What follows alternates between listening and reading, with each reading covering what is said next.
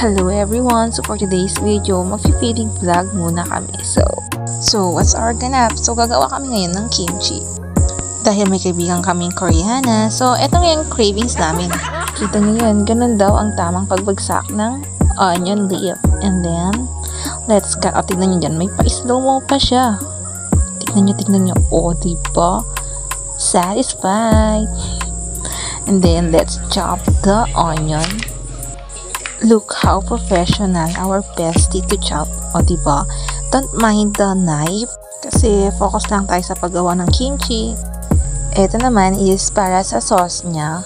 So, i-blend lang natin. Then, look how perfect. Diba? Ang perfect niya. Ang galing. Ang galing, Ate Sheng. Anak ka talaga ng mama mo. Charot. Galing. Diba? Siyempre, hindi kumpleto ang kimchi pag walang Chinese pechay. So, yan is pinabad siya ng 2 to 3 hours para crunchy. Papahuli ba yung carrot? Siyempre, hindi. Meron din yan. Sa paggawa ng sauce, kailangan natin ng water, flour, then, let's mix and mix para hindi siya mamuo.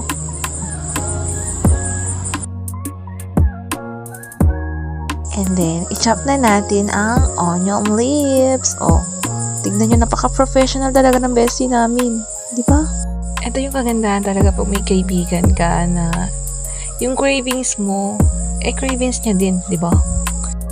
Habang nag-chop si bestie, tayo naman yung maghahalo dito. Tagahalo nitong ating sauce for kimchi.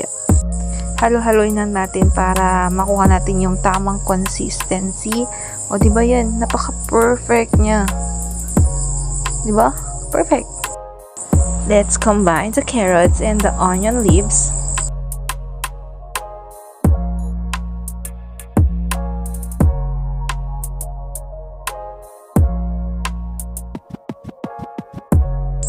Then, hugasan na natin ang ating Chinese pechay. So, sa pagpigan nito, dapat isipin mo yung kaaway mo. Kung paano kanya siraan. Eme!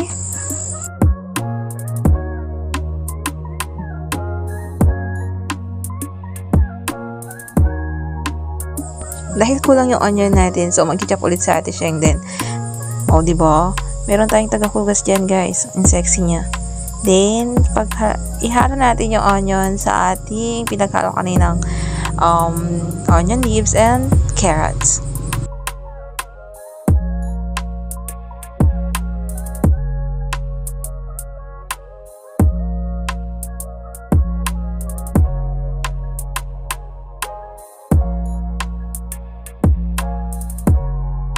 So, pagkatapos halo-haloin, so dito naman tayo sa sauce.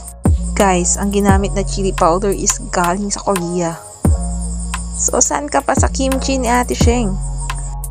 Maglagay tayo ng chili powder. So, dahil mahilig kami sa maanghang, syempre dadamihan namin yan.